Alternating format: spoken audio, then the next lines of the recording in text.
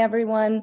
Welcome to Playful Learning Journey, the what and why of playful learning. It's the second in a series that we are doing in partnership with the Brookings Institution, the Penn Foundation, and the Grable Foundation.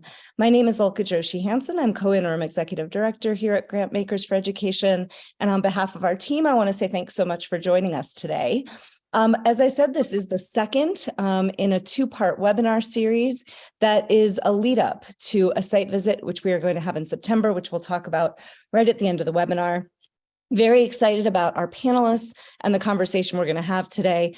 So we have a lot to cover. Without any further ado, I want to hand it off to Amanda Charles, who's with the Penn Foundation, to kick us off. Thanks, Ulka. Hello from Philadelphia. My name is Amanda Charles, and I am an interim program officer with the Penn Foundation. As Ulka mentioned, this webinar is the second in a series designed to introduce education funders to the benefits of transforming everyday places and spaces into opportunities for early learning.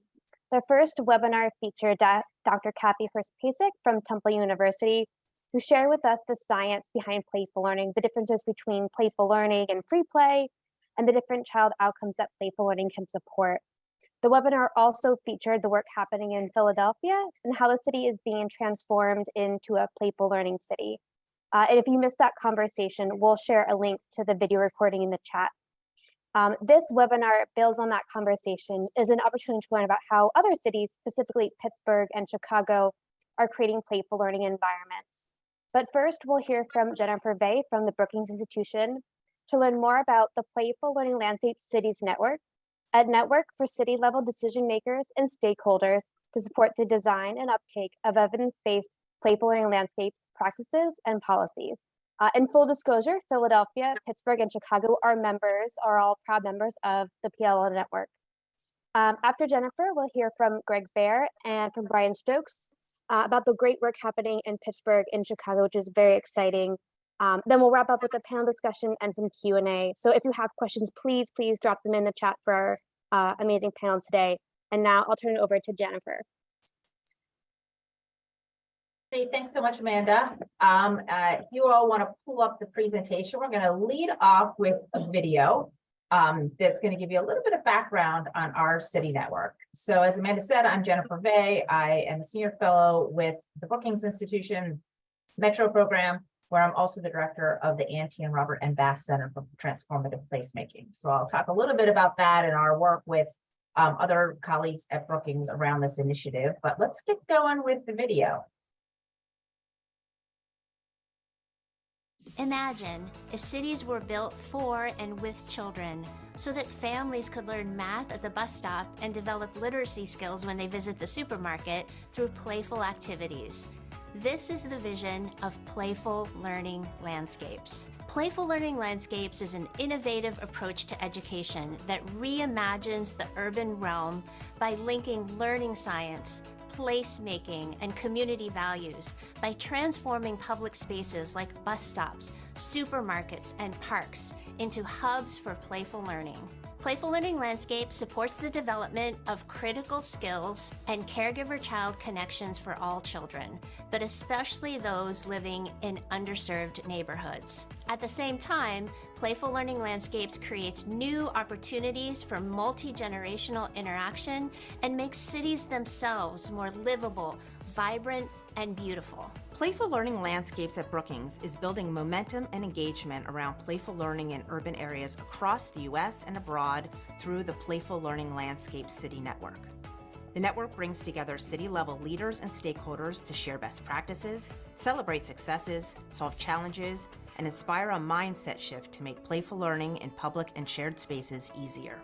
I think one powerful way that the Playful Learning Landscapes network has advanced our work here in Santa Ana is by giving us the feeling that we're part of something bigger. So for a city like Santa Ana to see that we're in a collaborative effort with other major cities in the United States like Chicago, Philadelphia, Pittsburgh, as well as international cities like Tel Aviv and Lima. It's really amazing, and it makes us feel like we're contributing to this bigger picture. Playful Learning Landscapes enables us to pull our resources together and make these incredible installations for children and caregivers, but through that process, there's a lot of richness in in the thinking and the reflection and the working together that I think really helps to build community in a very meaningful way. The thing that gives me the most hope for the playful learning landscapes in Philadelphia to continue to adapt and evolve is our incredible partnerships. We have developed remarkably robust engagements with everybody from foundations to the school district, to the charter schools, to the parochial schools. We bring in those who know the science of playful learning into those design aspects. One way that the network, being a part of the network, has advanced my work is really by bringing our core partners in what it means to have a playful city together. I think coming out of COVID, that's something that we all need, is this concept of play and fun in our public spaces. Un reto que creo que debemos enfrentar todos y todas es que el juego no se vea solo como algo exclusivo para niñas y niños, sino que también sea algo para adultos, ¿no? Que yo siempre digo, ¿quién va a salir enfadado de un tobogán? Y creo que seríamos mucho más, tendríamos una vida mucho más alegre si toda la ciudad fuese como un campo de juegos. I think we all love the opportunity to become members of this international city network. It's not just about bringing this principles or this vision top down, but it's also become bottom up. And what I mean when I say bottom up is that today we have so many parents and young children and caregivers that understand the importance of this time of young children. As the Playful Learning Landscape City Network continues to grow, we envision a world where park benches, bus stops, and sidewalks are designed to be both beautiful and infused with learning opportunities for children and families. Just imagine what we can do to narrow opportunity gaps, as well as increase social interaction and community cohesion. The possibilities are endless.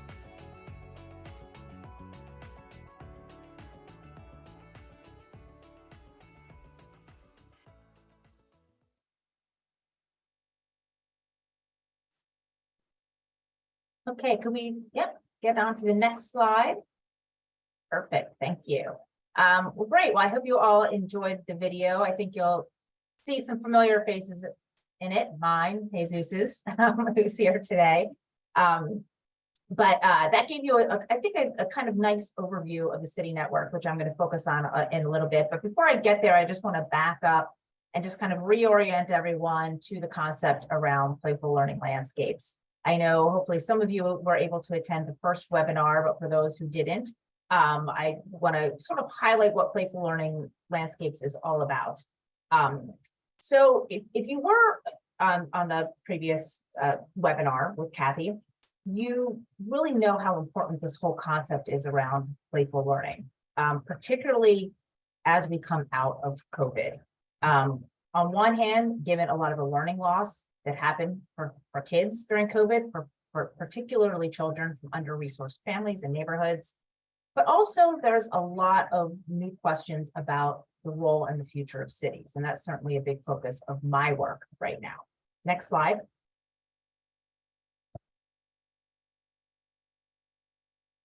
So of course, even before COVID, we had pretty big achievement gaps that we know start very, very early. In fact, a lot of those achievement gaps in cognitive and in social skills in between lower income children and middle income children and emerge as early as age 3. And this really can set a trajectory that leads children from under-resourced areas to poor academic performance over time throughout their schooling career. We know that early childhood education is certainly one of the most powerful mechanisms for helping to bridge these gaps and to increase social mobility and economic opportunity over the long haul. But often in a lot of the discussions on how to close educational gaps, the emphasis tends to focus on schools, on more formal schooling environments. However, over the course of their childhood, children in Western countries actually spend only about 20% of their waking hours in school. Next slide.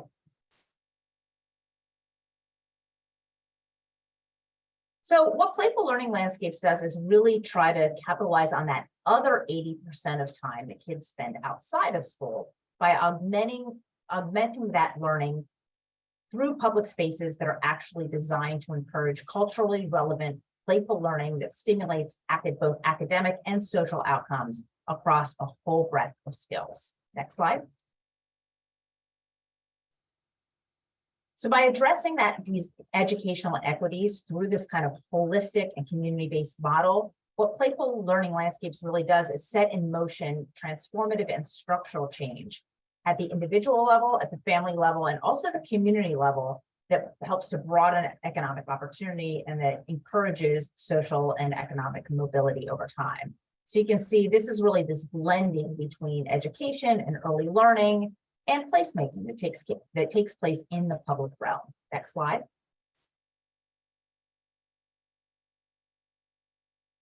So as you may have heard from Kathy, Playful Learning Landscapes really offers this powerful solution to a lot of these systemic inequities across a wide range of outcomes.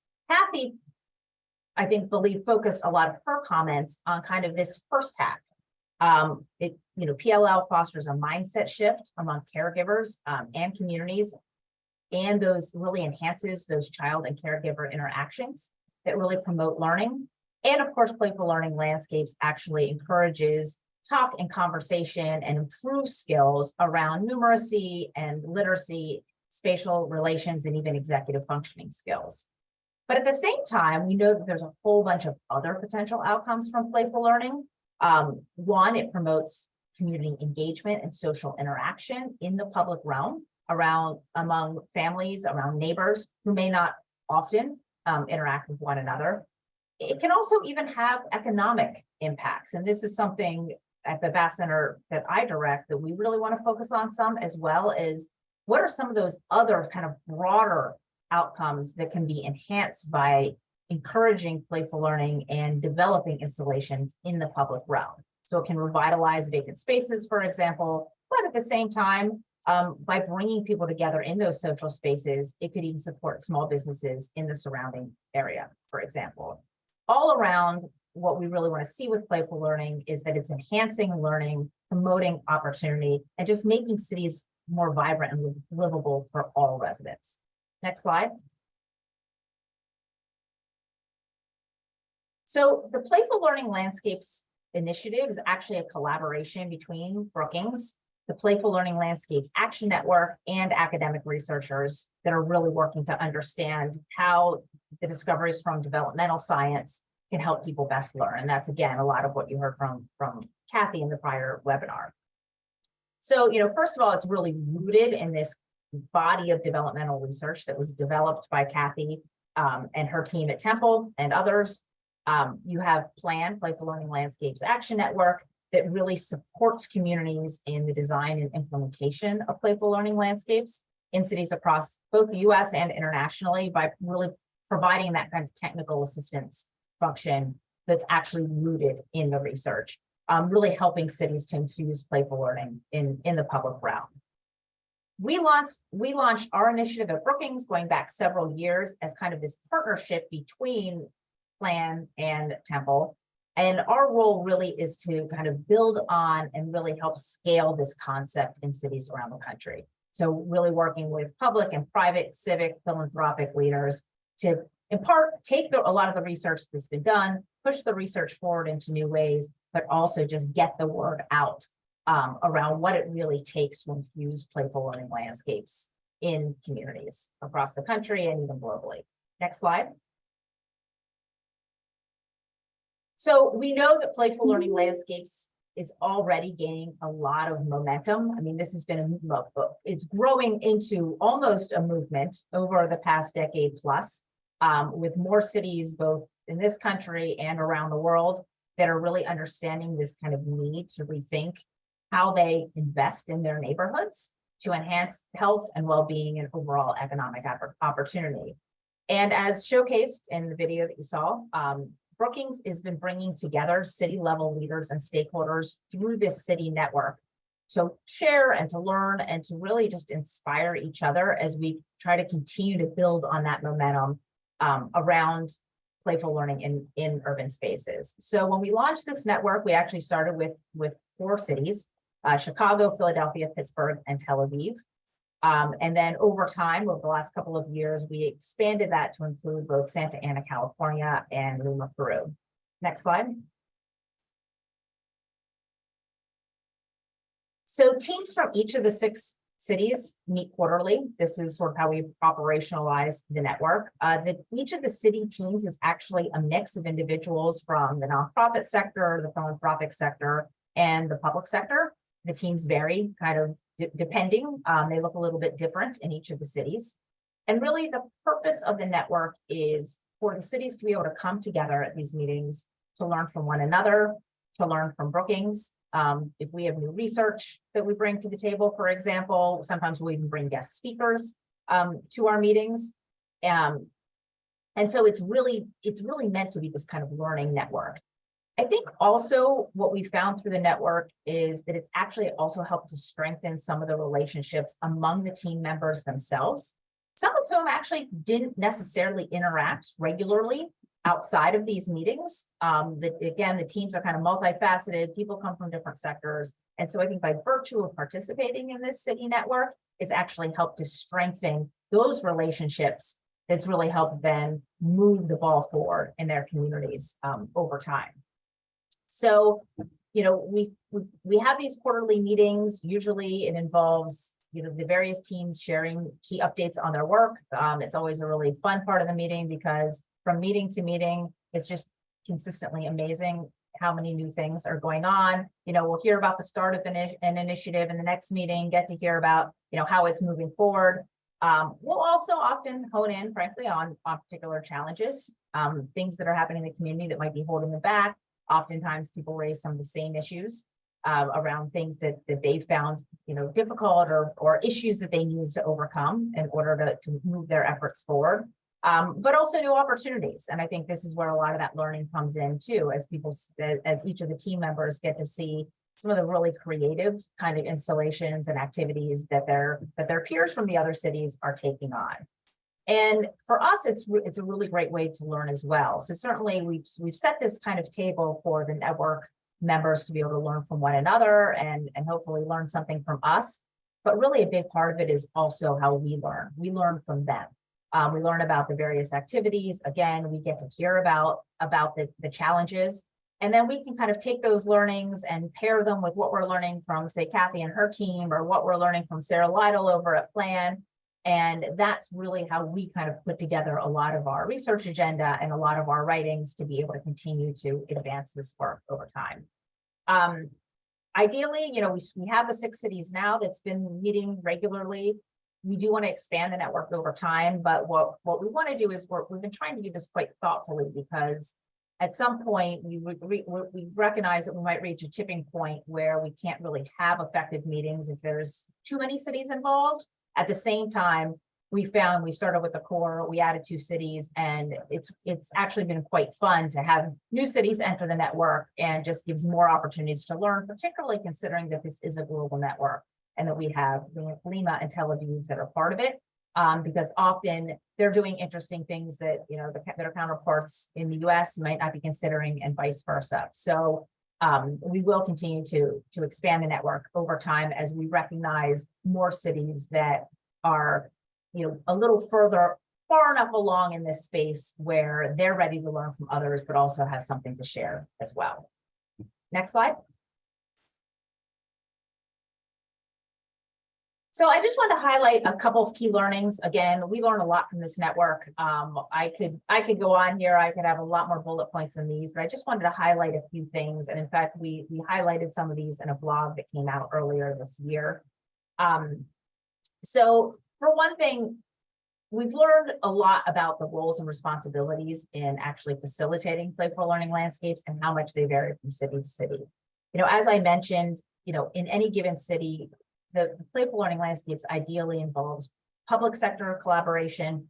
In other cases, the public sector is less involved and is maybe being really driven fairly exclusively by, say, a nonprofit group. This is the case in Lima, for example, whose efforts are led pretty exclusively by Ocupa Tucaye, which is a nonprofit organization. In other cases, I think you talked about Philly a fair bit at the last meeting, at the last webinar. There's a case where their city government is pretty integrally involved with a lot of actors to move the work forward. For example, one of the really innovative things that Philly has done is create this very specific role within city government, their Playful Learning Fellow, which actually oversees and tries to kind of knit together a lot of the playful learning projects within that city. Moreover, the city's actually just been a big partner in a lot of projects. Play Parks, for example, was brought to life by the Penn Foundation, along with Philadelphia Parks and Recreation. And Parks and Rec actually function as kind of a coordinating entity for that kind of work.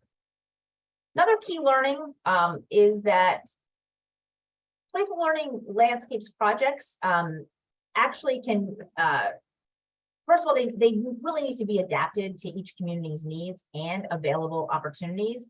And then they can kind of materialize in some ways for different lengths of time to kind of tailor them to that local context. That can include either seasonal or kind of annual events to things that are far more permanent. So, for example, Tel Aviv's Play Streets is a good example of kind of a temporary or seasonal playful learning activity. They provide these kind of seasonal, regularly scheduled playful learning activities that are actually delivered to neighborhood streets via this very neat play van that you can kind of see a little bit in this picture here that kind of drives up and offers these opportunities for playful learning. At the same time, the flip side of that is, while that's sort of an example of something that's a little bit more temporary or episodic, and which can have a lot of benefits and sometimes be a little bit easier to get going. There's also a lot of examples of more permanent activities. In Santa Ana, they are implementing their Abacus bus stop that really emerged from extensive community engagement, in which parents reflected on kind of how they learned to count, and it kind of developed into this new idea that will actually be installed at bus stops.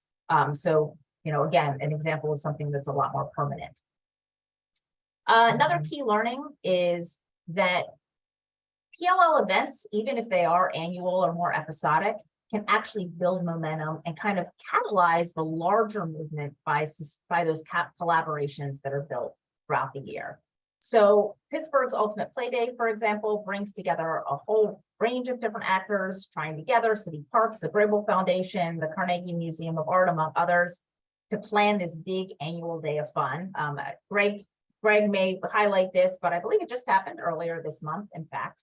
And while they have all these groups come together around this big joint yearly goal, it's actually a way to keep actors that maybe otherwise wouldn't have spent as much time collaborating together, but because they do come together around this particular event and planning this event, they form those kind of tighter bonds that kind of have spillover effects for other types of activities that may occur throughout the year. They kind of get sustained beyond just that single day.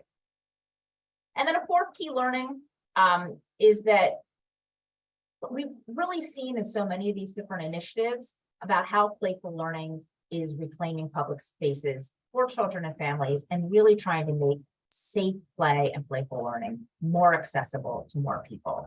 This is partly a function of just where a lot of these activities are taking place.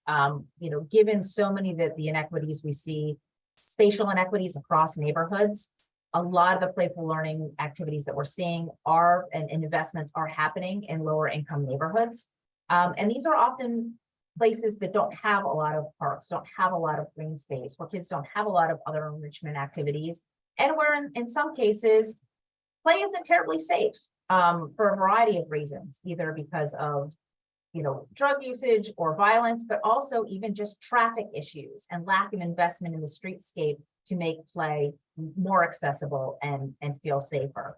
So one of the examples that we cite in this blog is in the Kensington neighborhood, where there is challenges around violence, challenges around open air drug usage.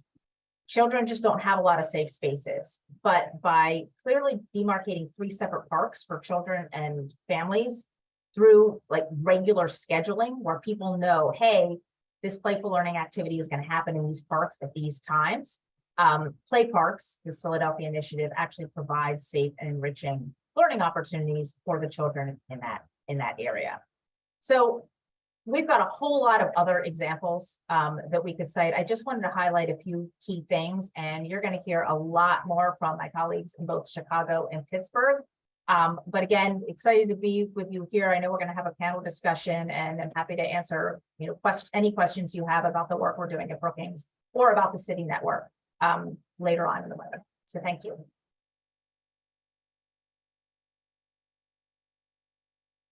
And I think I'm up, everyone. So hello. I'm Greg Baer. I'm joining you. I'm the executive director of the Grable Foundation. I'm also co-chair of something called Remake Learning. I'll turn to that in a moment. And I'm co-author of this book entitled When You Wonder, You're Learning. We in Pittsburgh are so proud to be part of the Playful Learning Landscapes City Network. I also have the privilege of chairing the Playful Learning Landscapes Committee at Brookings. We've learned so much from our colleagues in Chicago and in Philadelphia and in those other cities, and we're grateful for the opportunity to tell a little bit about our story. And I'm zooming to you from Pittsburgh, Pennsylvania, a city that we like to call Kidsburg, a place that ideally will one day become one of the great places on planet Earth to be a kid, and a place made easier to raise children. In our work here in Pittsburgh, we've really worked to center kids. And one of the things that has produced is the Pittsburgh Play Collaborative, which you saw featured in that film and to which Jen just referenced. The Playful Pittsburgh Collaborative came together about a decade ago, led by our early learning intermediary organization called Trying Together, and including all sorts of other partners like the City Planning Department, like the Pittsburgh Parks Conservancy, the Carnegie Museum, the Carnegie Science Center, all sorts of organizations, artists and youth workers and librarians and others coming together around play. And the Pittsburgh Play Collaborative has undertaken any number of activities to raise up the importance of playful learning in our city, to participate in design, and to get involved in some advocacy. So let me just give you 3 examples. Jen just referenced the Ultimate Play Day, which is this annual rallying moment that brings together communities, always held in a different place in the city of Pittsburgh. The most recent event just happened a few weeks ago. Unfortunately, as you can see in this photo, it was a rainy day. And people came out because it's become this tradition, and it also secures all sorts of public coverage. In this case, our NBC station covering the Ultimate Play Day. So it's also giving popular attention to the importance of playful learning in our city. A second example of the Pittsburgh Play Collaborative's work is the Hazelwood Play Trail. Hazelwood is a particular neighborhood here in the city of Pittsburgh. I would describe it as working class. And the Pittsburgh Play Collaborative has thought about the assets in this particular neighborhood. And yes, how they build up play spaces and parklets and playgrounds, but how they might take advantage of what's there already, what's developing, and to create a trail that's available to families in that community, educators in that community, or people that might visit, so that they playfully experience this particular city neighborhood. A third example is the Recess Advocacy Team. Again, that mix of people coming together to particularly engage with our public school systems and making sure that play is an honored and recognized and integrated part of the school day experience for children across the city of Pittsburgh and beyond. The Playful Pittsburgh Collaborative is this amazing network right here in a place called Pittsburgh. And there's a dot to connect with another learning network that we call Remake Learning. So Remake Learning, we like to describe as a network that engages our young people in engaging, relevant, and equitable learning practices in support of young people whom we know are navigating these times of rapid social and technological change. It's a network that involves more than 600 schools, museums, libraries, early learning centers, after-school programs, creative industries, and campuses of higher education, who for 15 years have been thinking about how do we create our region as a learning landscape, as a learning neighborhood. You can read a whole lot about Remake Learning at remakelearning.org. What I want to do for you is highlight 2 network strategies that Remake Learning uses to engage these 600 schools and other sites of learning. One is to champion and to celebrate. Right now, we find ourselves in the middle of Remake Learning Days. In fact, that Ultimate Play Day event is one of hundreds of events that take place across the Western Pennsylvania region every May since 2016, engaging parents, families, and caregivers in all sorts of learning opportunities and moments with their children or the children in their care, helping parents, families, and caregivers to understand how learning is being remade, how to support the kids in their care if they're lit up by maker-centered learning or art and design or computational thinking, and then really how to build demand among parents, families, and caregivers to these new approaches to learning embedded in the science of learning that is so core to the Playful Learning Landscapes work. It's a great celebration of learning.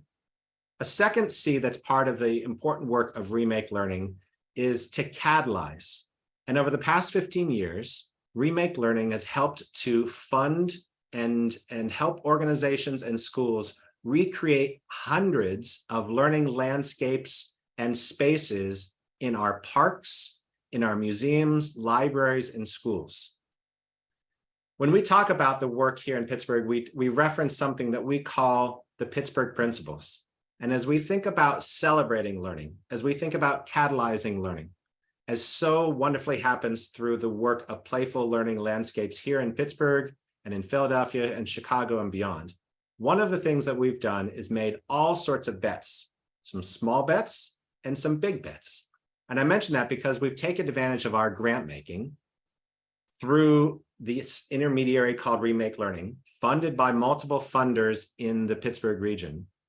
And in a short while, we're going to launch a new grants program here in Pittsburgh that we call Let's Play Pittsburgh, taking advantage of what we've learned from Santa Ana and Leba and Chicago and Philadelphia and beyond. And we will distribute $1.5 million in grant making, will Remake Learning, supported by the Grable Foundation and the Henry L. Hillman Foundation, in partnership with the Pittsburgh Play Collaborative.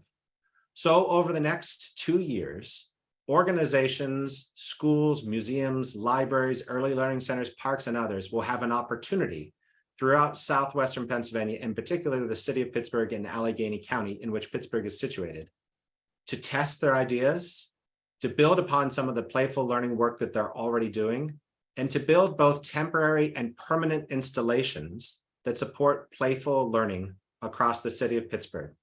When we think about this, we've tried to articulate our values, what it is that we believe is so critically important as we support playful learning landscapes in this corner of the world.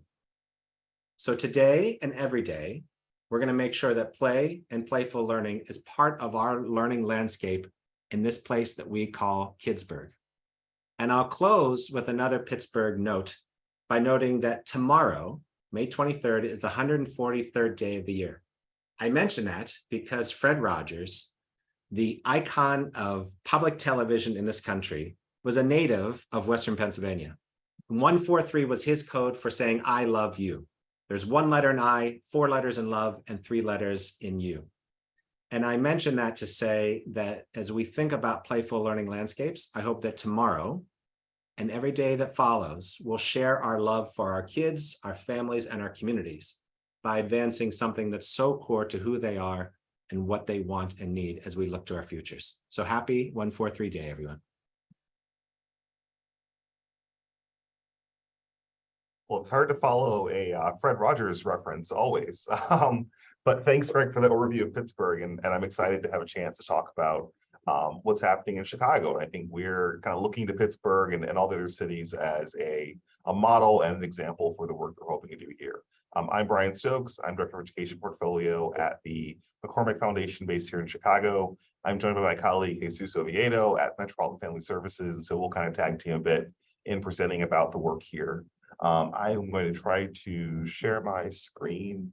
If I can figure out where the slide went, hopefully there. So hopefully I'm showing a slideshow. So in Illinois, we've been able to, we've had a kind of collaboration of multiple funders, multiple organizations that came together to produce playful learning landscapes installations and to really bring playful learning as an initiative to the Chicago region. And so, you know, we launched in 2017, and so we've been at this for a while now, and we currently have about 11 installations in the Chicago region, in the communities of Little Village and North Lawndale in Chicago, and the community of, or the city of Aurora, which is a Chicago suburb. There were 6 initial funders that came together that formed a steering committee. We're looking to constantly bring in additional funders and additional partners to continue and expand this work. And then Metropolitan Family Services is the partner that's implementing this. So they, alongside groups like the Chicago Children's Museum and other key partners in communities, have brought this to life and have been implementers of this work. And this gives a sense of our collaborations and partnerships. So again, multiple funders coming together, multiple organizations that are either citywide, regional, or community-based. One thing that's been key to our work in this Playful Learning Landscapes initiative has been that it really is community-led and community-driven. That each phase of the work in each community, locations are being selected by partners embedded in those communities, and we have community anchors that are receiving support to convene stakeholders in the community and to really understand what are the needs in this community, what will engage families, how can we best support the assets that are already in that community, how can we best complement those, and now the challenge that we're looking at going ahead is what's needed next. How can we best activate the spaces that are there, and how do we make sure those spaces are being maintained?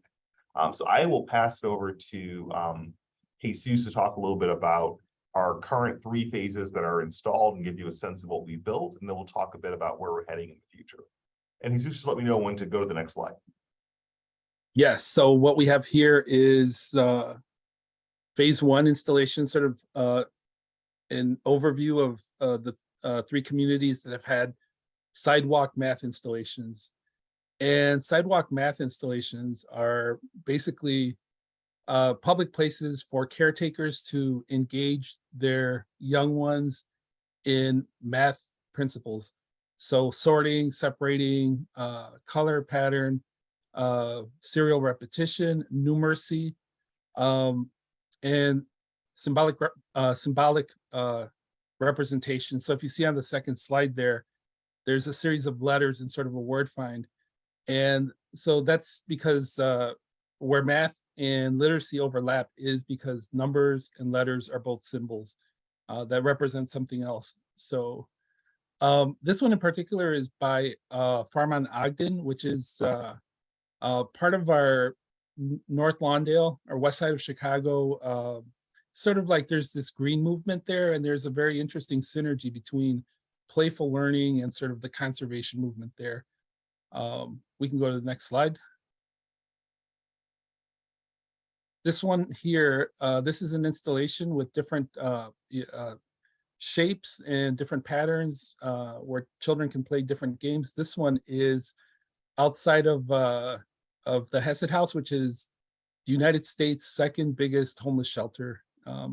This site in particular gets a lot of activity right before dinner time or right after dinner time. And it's sort of a ritual that children and caretakers visit the sidewalk installations right before, right after dinner. Yeah, I believe that's it on that one. I want to say really quickly, these are done in collaboration with our city partner, Chicago Department of Transportation. These are in the public way, and so there's a permit process that needs to happen, letters of support from local businesses, and the city's been a great partner in obtaining, the permits, helping us obtain the permits, and then getting support in community engagement. They come to the plan meetings. They make most of those meetings. Here's another series of installations on 26th Street on the southwest side of Chicago. This is in the Little Village neighborhood. It's mostly a Mexican immigrant community. And the image on your right is, it's sort of a memorial to veterans in the Chicago area from the Little Village community. There's sort of a memorial and sort of an installation in the same location. Okay, we can go to the next one. So we have our next phases that were installed in 2021 and 2022 are the math phase 2 installations. These are also very math forward. This image here is a laundromat also in Little Village, La Villita. As you see to your right, there's sort of a board with these different manipulatives where children can create different, different patterns. They're made out of sort of detergent bottle caps so that they have sort of a synergy with the space, right? There's and then not pictured here is a series of washers and dryers that are numbered, with 2 different kinds of symbolic languages, both the number of dots and the numerical number. So it's basically a place that's immersed in math concepts. There's folding tables, there's different heights and all sorts of, basically to show you that math is surrounding us. And the next installation is an installation that is next to a green space. We have two of our phase 2 installations have some sort of relationship to green spaces. This one here is next to Marie Wilkinson Community Garden. And then you see there some of the math concepts I was speaking of earlier. We're dealing with numbers, we're dealing with heights. We have a number of dots and also the numerical number. And children can talk about how tall are you if you step on one, how tall are you if you step on the other. And there are all sorts of fun games that you can have with height, numbers, patterns. And this one here also, this is in a very big green space on Douglas Boulevard on the west side. This Douglas Boulevard is sort of a place where the community really does convene. There are all sorts of school events, weekend events, like over the summer they have a series of events called Sundays on the Boulevard, and our partners at Open Books, Illinois Action for Children, local schools will set up tables with information about their programs. All these different community-based organizations have events at this green space. And as you see, this is a space that has been mathematized. So there's previous to this slide was the math house, where there's a xylophone there, there's patterns there, there's all sorts of creatures. There are things that are manipulative and that you can turn, and then the different creatures will show up. You can see the caretaker and the child can see each other through the different manipulatives. And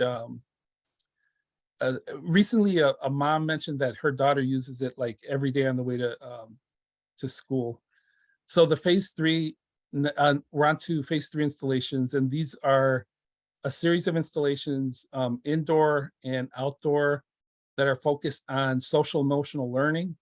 Over to your left, there's a shared campus between 2 public schools, Gary and Ortiz. And it's a series of, there's tuckaways there where children can self-regulate and walk away when they're overwhelmed. There's these sort of these viewfinders where children can look at, pivot and look at different parts of the community. Caretakers can prompt them with, what begins with the letter, the sound CH, what begins with this letter. Here's sort of an aerial view of the space. There's Mirror My Emotions, there's storytelling benches there, just all sorts of really wonderful installations for caretakers and young children to develop social emotional learning.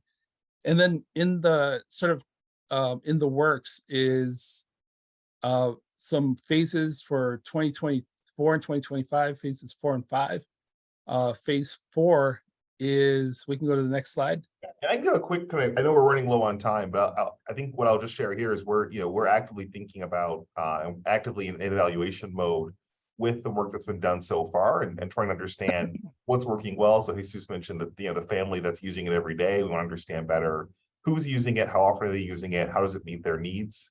And so we're thinking about both expansion into additional communities as well as, and he's super to get into this, I know, you know, 2 additional phases, 2 additional thoughts we've got. So if you want to give a 30-second on the additional phases then. Yeah, so we're looking at, through our collaboration with conservation folks, we're looking at nature-based play, outdoor free play.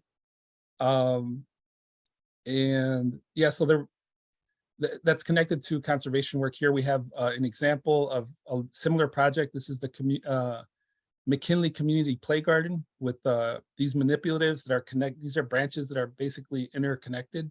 You can take them apart and pull them apart. You can connect them together or pull them apart. Here's some more sort of, there's a long, maybe 1.5 mile stretch of conservation corridor in North Lawndale. This is a stretch on 16th Street, which is, this part is like a 1/2 mile. And there's already some of the phase 1 installations, and we're looking to add phase 4 installations there. If we, go to the next previous slide.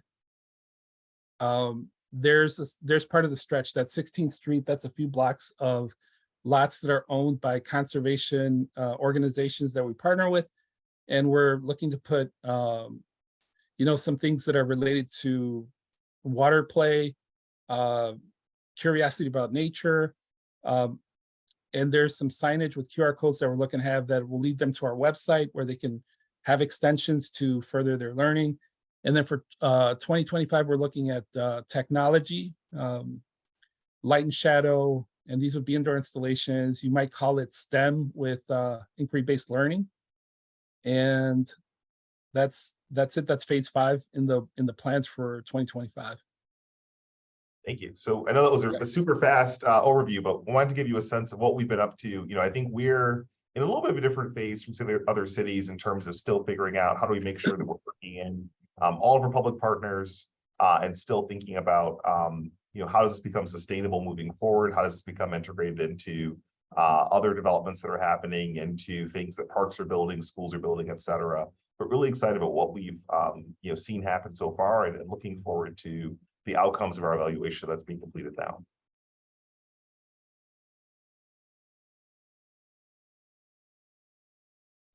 Thanks, everyone. Thank you to Jennifer and Greg and Bryant and Jesus for those wonderful presentations.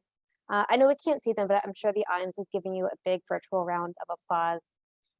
We have about 8 minutes left, so let's transition to a bigger group discussion about this work. I think the first question I have is for Brian and Greg. In both Pittsburgh and Chicago, you've managed to really create these collaborative networks of organizations from different sectors and agencies, and I'm curious how you've kind of gone about building that, and then how funders should think about that building and how to get started in this work, and how they might have to shift their mindset when it comes to funding this type of work. Brian, did you want to go first? Sure, I can go briefly. So, I mean, I think that each funder that we have comes to this from a different perspective. So we have, for example, one funder, the Dunham Foundation, that is very place-based. And so their interest really is in Aurora, which is one of the communities that's a part of this. But as I think as funders, despite the fact that we all have a different angle that brings us into this work, we have been very committed to a shared vision and a shared governance of the work, a shared commitment to making sure it's sustained as a whole initiative. And I think there's been some great learning between the various communities. So one thing that I know that Jesus does is bring together the different community partners who are working with stakeholders in each community together to exchange what's working, how do we want to move forward, how do we best solve challenges that are happening.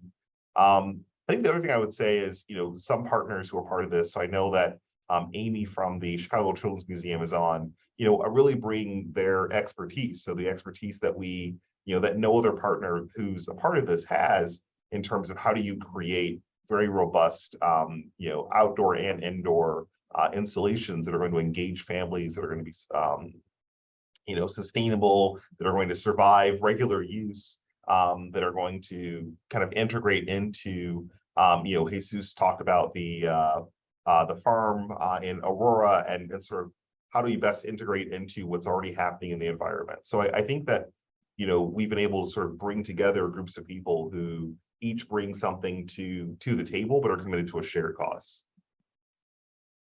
And Amanda, I just put into the chat something I referenced quickly, which is called the Pittsburgh Principles. And so in the context of Remake Learning, we've tried to document how is it that for 15 years, we've been able to maintain a continuously fresh momentum for these 600 schools, museums, libraries, and other sites of learning to really function as a network, building out the learning landscape in Southwestern Pennsylvania. I think in many ways, we've made ourselves lucky here in Pittsburgh, in part because funders have been incredibly patient about supporting field building intermediaries. So I think about Remake Learning. I think about Trying Together in the early learning space, the Allegheny Partnership for Out of School Time in the Out of School Time space, the Arts Education Collaborative, and I could go on of examples of field building organizations that honestly are not sexy investments, but it's the year in, year out support from funders all across the Pittsburgh region supporting these intermediary organizations that are not themselves delivering services, but in turn are supporting hundreds of organizations in the early learning or out of school time space. And they're the ones who, provide the quality, attention to quality. They're the ones that create the connections and networks. When I think about the Pittsburgh Play Collaborative, I think about this.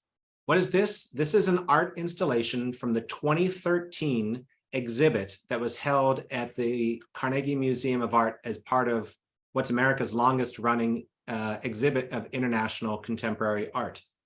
And it was because that exhibit was happening, it was themed around play, because Trying Together, then called the Pittsburgh Association for the Education of Young Children, had an attention to play. They were really quickly able to pull together colleagues from the arts museums, then artists in the communities, arts-based businesses, and the city to start thinking like, well, how could we take advantage of this moment of this international art exhibition focused on play to build out something that's lasting beyond the 18 months of the exhibit? And it's it's those field building organizations that do the day in, year out, unsexy work of building community and relationships that allows things like this to go.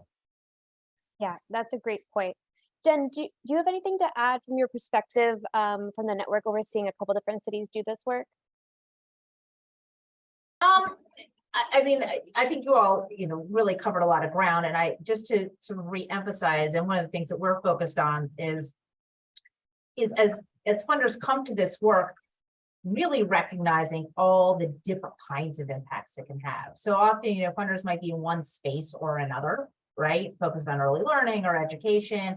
Certainly there's groups of funders that care deeply about cities and urban development or placemaking. And I think the beautiful thing about playful learning is that it can have all these different varied impacts on a community, some of which I highlighted. It's the, the physical impacts from creating, beautiful spaces and vibrant spaces that bring people together. So now you have, these social impacts. There's, all those, certainly the focal point of the early learning impacts, and then the potential to, again, impact the economics of a place.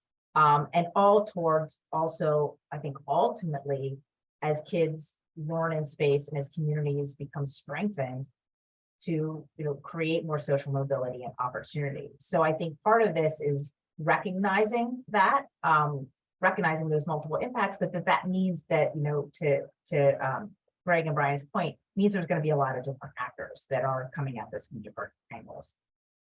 Yeah, that's a great point. We talked in the first webinar how the foundation is focusing on early literacy outcomes, but you can look at a whole bunch of other things with this work.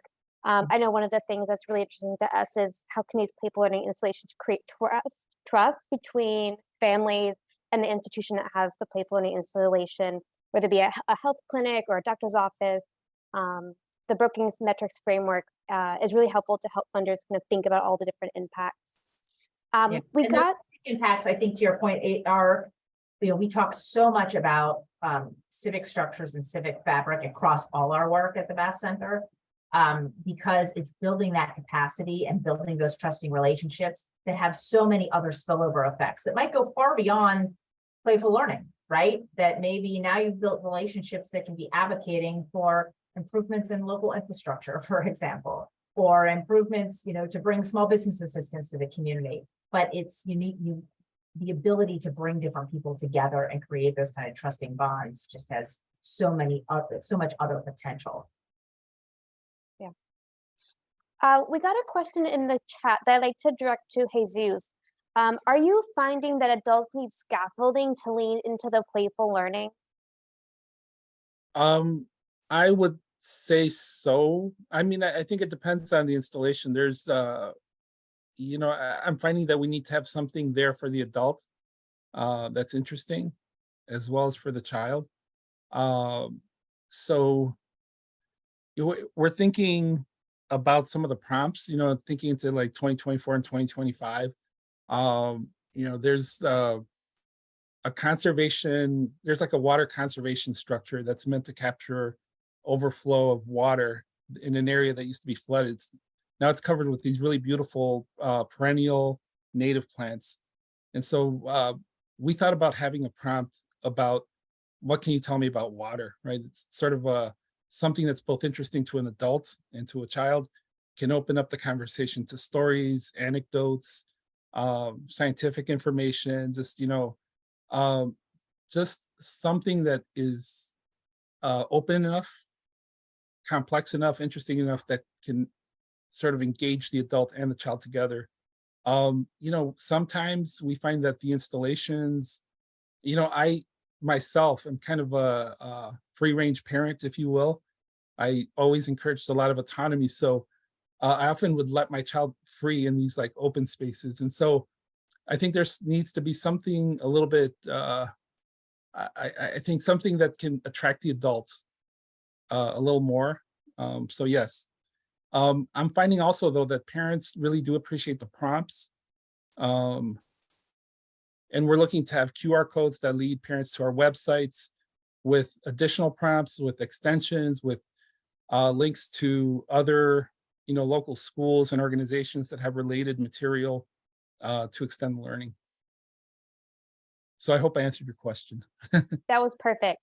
Yeah. I think we have to turn it back over to Olga since she popped up. I think we have to turn it back over to her. But if you didn't get your question answered, feel free to reach out to all of us if you have any questions. That's great. And Greg, if you have like a 5-second ad, feel free to jump in. I just wanted to honor people's time. I know we're nearly at the top of the hour, but it's exciting to sort of see how many folks were here. And this is the sort of thing that I think is great on a webinar, but I don't think there's anything quite like experiencing this in real life, in person, getting to actually be in the spaces and have the feeling of what it is. And so just for those of you who are on the webinar, we are planning an in-person trip to Philadelphia in the fall. The dates are looking to be September 27th and or 28th. So please take a look in the EdFunders programs email that will be coming out after the holiday for some more information. We will send out links, get those of you who are interested to sign up for the summer things that we're going to be sending out. We'll be sending out podcasts and webinars and documents and things to keep folks engaged, all working towards a September visit. The video of this program will be available in about 1 week on our website. And I've also dropped into the chat for those who are live, and on the page, we'll link it to the first webinar. And then please do join us for some upcoming programs in May and June. We've got a program on conceptions of grant making and differences in which different cultures conceive of the philanthropic work. And then we've got our new benchmarking report that talks about trends in education philanthropy that's being released June 1st. We'd love to have you join us for an update. Join me again, please, and thanking our panelists, and have a great rest of your week.